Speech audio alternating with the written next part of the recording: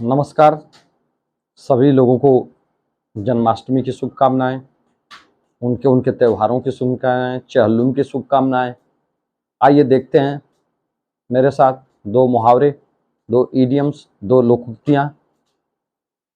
तो बिना किसी देर किए, विलंब किए, let's move towards the idioms. आपके लिए पहला इडियम है, the very first one is an empty vessel sounds much.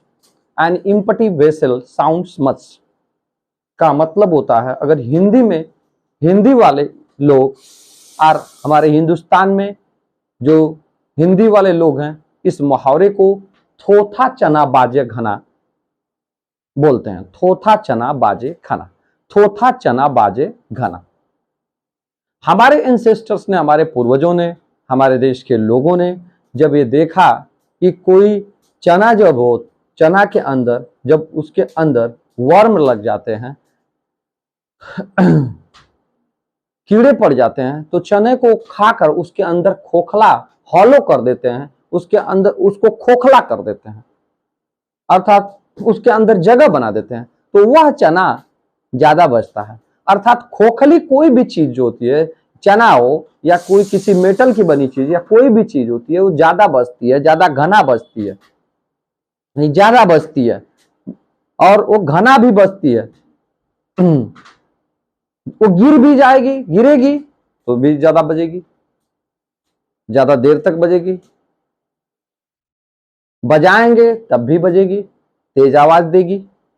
लेकिन अगर वही आप अगर देख लें, अगर कोई सॉलिड चीज है, सॉलिड, अगर सॉलिड चने को ही ले लें या सॉलिड किसी भी चीज को, जो भरतू चीज है, जो भरा हुआ है, पूरी तरह भरा हुआ है, तो उसमें आवाज बहुत कम होगी। इसे बजाएंगे वो गिरेगा, तभी उतना आवाज नहीं करेगा, हाँ तो भद से करेगा। और वो तो इसी से जोड़ते हुए, चने से जोड़ते हुए, ऐसे लोगों के लिए हमारे पूर्वजों ने एक मुहावरा बना दिया, थोथा चना बाजे घना। कैसे लोगों को जोड़ते हुए? ऐसे लोग जो कम ज्ञान वाले होते हैं, ऐसे लोग, those people who have less knowledge but speaks much. हमारे पूर्वजों ने ऐसे लोगों के लिए जो कम जानकार होते हैं, कम ज्ञान वाले होते हैं, जाहिर सी बात है उनका दिमाग भरा नहीं होगा पूरी तरह ज्ञान से। तो वो देखेंगे आप ऐसे लोगों को, जब उन्होंने पाया कि ऐसे लोग ज्यादा बोलते हैं, बड़बड़ के बोलते हैं, बड़बड़ के बोलते हैं, हाँ तो, और ज्यादा बोलते हैं, अपनी डींग मारते रहते हैं, सेखी बगाड़ते रहते हैं, मैंने ये कर दिया, मैंने वो कर दिया, मेरे आगे मैंने किसी को अपने समझता नहीं, और वो समझता भी नहीं है, ऐसे लोग समझते भी नहीं है। तो ऐसे लोगों के लिए हमारे पूर्वजों ने बना दिया थोथा चना बाजे घना, अर्थात कम जानकार व्यक्ति अधिक बोलता है, कम ज्ञान वाला या कम जानकार व्यक्ति अधिक बोलता है। अंग्रेजों ने या हमारे अंग्रेज भाइयों ने उसी को बना दिया N empty vessel sounds much. N empty vessel sounds much, खाली बर्तन ज्यादा बजता है, ज्यादा आवाज करता है, ज्यादा आवाज करता है।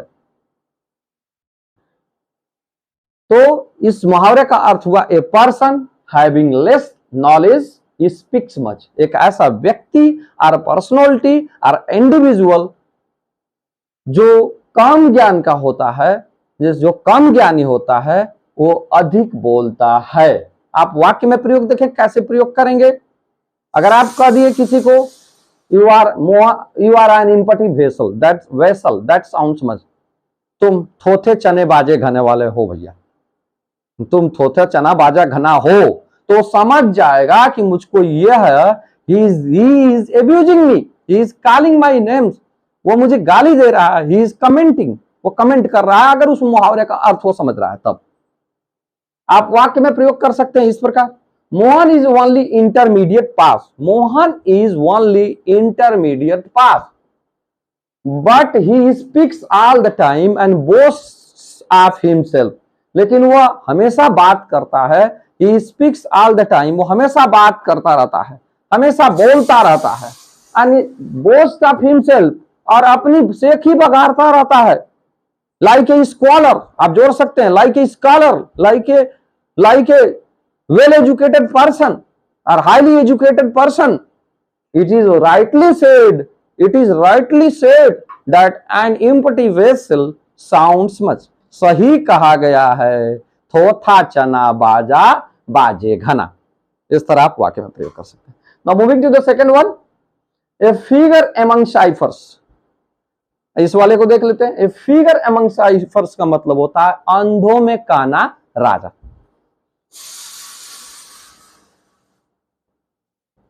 आज तो हर गांव में पढ़े लिखे लोग हैं। Today or now these days in every villages we find people, highly educated people as well as। लेकिन पहले के जमाने में गांव में बहुत कम पढ़े लिखे लोग थे। किसी स्थान विशेष पर एक ही आदमी पढ़ा लिखा था। ऐसे में वो कहा जा सकता था उसके बारे में कि वो अंधों में काना राजा था। अर्थात अंधों में काना राजा का मतलब होता है कि in the area where every person is blind, a one-eyed person is figure or has importance in that area, is a valuable personality in that area। एक ऐसे स्थान पर जहां सभी लोग अंधे हैं, अंधे का मतलब अज्ञानी है, वहां पर एक आंख वाला व्यक्ति अर्थात थोड़े से ज्ञान वाला व्यक्ति भी ज्यादा महत्व वाला होता है। उसका महत्व बहुत ज्यादा होता है। वो सिर्फ पढ़ने का ढंग जानता है, तब भी वो सभी लोग कहेंगे बड़ी ज्ञानी आदमी बड़े, यानी कि वहां एक पर्सनालिटी होता है। एक पिक्चर आपने देखी होगी, उसमें एक कॉमेडी फिल्म है, उसमें परेश रावल रहता है। वहां पर पुराने जमाने में, छोड़िए उस पिक्चर को, छोड़िए पुराने जमाने में, इससे हम रिलेट कर रहे हैं एक कहानी को। एक लाल बुझक्कड़ चाचा होते थे। तो लाल बुझक्कड़ चाचा, एक बार हाथी गई थी। लाल बुझक्कड़ चाचा गांव में, उनको वो अंधों में काना राजा थे, अर्थात उनके पास ज्ञान तो बहुत ज्यादा नहीं था, थोड़े ज्ञानी व्यक्ति थे और उस गांव में सभी लोग अज्ञानी थे। तो कोई भी मैटर जब उठता था तो लाल बुझक्कड़ चाचा क्या लेकर जाते थे। तो एक बार क्या हुआ, वंस इट हैपेंड, एक बार ये होता क्या है कि हाथी रात में उस गांव के से होकर गुजरी होती है। तो हाथी का पांव जानते हैं बड़ा हैवी रहता है, तो बड़ी बड़ी वहां पर मार्क हाथी के,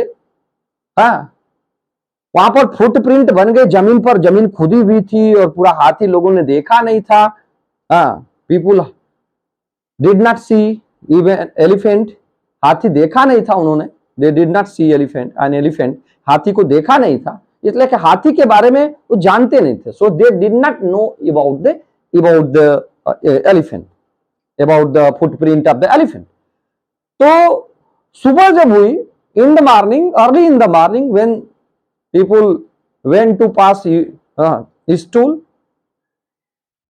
and went in that area through which the elephant had gone, जिससे होकर वो गई थी उस एरिया में। जब लोग गए उस गांव के, तो उन्होंने पाया कि बड़े बड़े जो चौड़े चौड़े मार्क बने थे। तो भाग कर उन्हें बड़ा, अब वो बड़े डर गए, दे वर इन panic.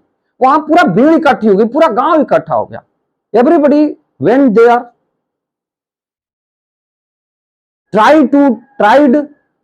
they tried their best to understand what mark is this या was that, कि वो मार्क क्या था, किस चीज का था। But they were ignorant people, they were foolish people, वो अज्ञानी लोग थे, एकदम अज्ञानी लोग थे। तो वो उनको समझ में नहीं आया। तो वहां पर उनके बीच में एक चाचा रहते थे, जिनका लाल बुझक्कड़ चाचा मैंने नाम बताया। तो भागकर गांव वाले उनके यहां गए, कोई गया उनके यहां, उनमें से कोई वहां गया लाल बुझक्कड़ चाचा घर, ये चाचा चाचा चलिए चलिए चलिए चलिए, बहुत बड़ा मैटर है। चाचा तुरंत धोती होती अपना, पहले पुराने जमाने में जानते हैं इंडिया में धोती कुर्ता, बढ़िया चाचा चौधर थे, बड़े घर के थे, जमींदार थे, वहां पर पहुंचे। और चाचा भी ऐसा नहीं शो करना चाहते थे, चाचा भी पहले उसको समझे, अरे शोर ना करो भाई, डोंट मेक एन वॉच, मुझे समझने दो, ऐसी चीज नहीं है जितना तुम लोग समझ रहे हो, शोर ना करो। तो थोड़ा देर लगा दियो, और इसके बाद बोले कि अरे यार ये तो सियार है, ये सियार के पद चिन्ह है, these are the footprints of the jackal, ये सियार के पद चिन्ह है। और ये सियार कोई मामूली सियार नहीं है, it is not a general one और कॉमन जैकल। इसने क्या किया है कि इसने पांव में अपने चाकी गांव में चक्की पहले चलती थी, आप जानते ही हैं चक्की चलती थी, क्योंकि उस समय व्हीट मिल्स नहीं थी, आटा चक्की नहीं हुआ करती थी, तो चक्की चलाते थे लोग। अभी भी गांव में चक्की है सबूत के तौर पर, लेकिन उनका बहुत कम उपयोग होता है, they are rarely used, scarcely used, hardly used. तो उन्होंने कहा कि चक्की बांध कर, पत्थर रखा होता है ऐसे, चक्की बांध कर इस सियार कूदा, तो उसी से चिन्ह बना हुआ है। सभी लोगों ने कहा कि वाह क्या ज्ञानी आदमी है, क्या चाचा ज्ञानी आदमी है, what a wonderful man, what A knowledgeful man, what A knowledgeable man. ये तो हमारे गांव की शान है। सभी लोग सहमत हो गए, सभी लोग सहमत है, everybody admitted what he said. सभी लोग सहमत हुए, जो उन्होंने कह दिया सहमत हो गए। उन्होंने कहा ईते बुझिए लाल बुझक्कड़, और न बूझा कोई, और न बूझे कोई, पैर में चाकी बांध के सियारा कूदल होय। पैर में चक्की बांध के सियार कूदा, तो ऐसे हो जाते हैं। अर्थात इस मुहावरे का अर्थ है, अंग्रेजों ने इसी बात को, ये फिगर एमंग साइफर्स, अंधों में काना राजा का, फिगर एमंग साइफर्स का, मूर्खों में, अर्थात जहां जो है नॉनसेंस लोग हैं या पुलिस लोग हैं, इग्नोरेंट लोग, फेलो हैं, पर्सन है, वहां पर थोड़े ज्ञान वाला व्यक्ति भी एक चेहरा बन जाता है, एक वैल्यूएबल पर्सनालिटी बन जाता है, महत्व वाला व्यक्ति बन जाता है। हम लोगों ने उसी को अंधों में काना राजा कहा। अर्थात एक काना व्यक्ति भी, जहां सब लोग अंधे हैं, काना व्यक्ति भी एक अच्छा पर्सनालिटी वहां पर हो जाता है, वैल्यूएबल पर्सनालिटी हो जाता है, सभी उसको बहुत ही सुंदर मानते हैं। तो यहाँ पर इसका ये सरफेस मीनिंग नहीं लेंगे, मुहावरे होंगे चाहे वर्ष हो गया, उसका हिडन मीनिंग हमारा यही है, उसका अर्थ यही है हिडन। हमको देखिए, कविता हो या फिर आपका मुहावरा हो, उसका सरफेस मीनिंग कुछ और होता है। हम सरफेस मीनिंग की बात कर रहे हैं, लेकिन इसके सरफेस मीनिंग से भी समझ में आ रहा है। लेकिन हिडन मीनिंग यह है कि a person having less knowledge has great importance among ignorant people. एक ऐसा व्यक्ति जो कम ज्ञान का ही तो होता है, कम ज्ञानी होता है, लेकिन अगर वह अज्ञानी लोगों के बीच में रहता है तो वहां पर वह फिगर होता है, उसे बड़ा महत्व वाला समझा जाता है, वो बड़ा महत्व वाला समझा जाता है। सपोज दैट कि आप, कभी कभी होता है कि आप अपने बच्चे को भी कहते हैं study study, don't be so proud, don't be so proud और सो हार्टी, इतने घमंडी ना बनो, you are a figure among ciphers in your class, कि तुम अपने क्लास में अंधों में काना रह जाओ। क्योंकि पेरेंट्स जानते कि जिस स्कूल में पढ़ता है वहां गरीब और अनएजुकेटेड फैमिली के बच्चे आते हैं, तो इस वजह से वह यहाँ अपने वहां पर ये तेज है, यद्यपि वह तेज नहीं है। जब इसका पाला तेज बच्चों के साथ पड़ेगा, जब ये तेज बच्चों से टकराएगा, तब ये जो है कि ये उड़ जाएगा, जैसे उड़ जाते हैं। हल्की हवा भी आती है ना, हल्की हवा आधी की बात नहीं करते हैं, तो जो छोटे छोटे हल्के हल्के जो कागज के टुकड़े होगा तो वो उसी से उड़ जाते हैं। तो यही है ये चीज मुहावरे का। आप वाक्य में प्रयोग कर सकते हैं, hey Mohan, hey Mohan, keep on studying, you are a figure among ciphers in your class. Hey Mohan, पढ़ते रहो, पढ़ते रहो, तुम अपने क्लास में अंधों में काना राजा हो। That's all about these two idioms. I hope आप इसको समझ गए होंगे। इनको वाक्य प्रयोग के माध्यम से अपने वाक्य में, अपने सेंटेंसों में इनका प्रयोग करें।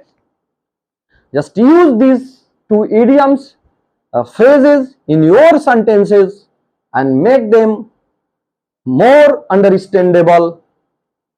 Thank you, all of you. Thanks very much. Keep watching my channel. Jai Hind, Jai Bharat.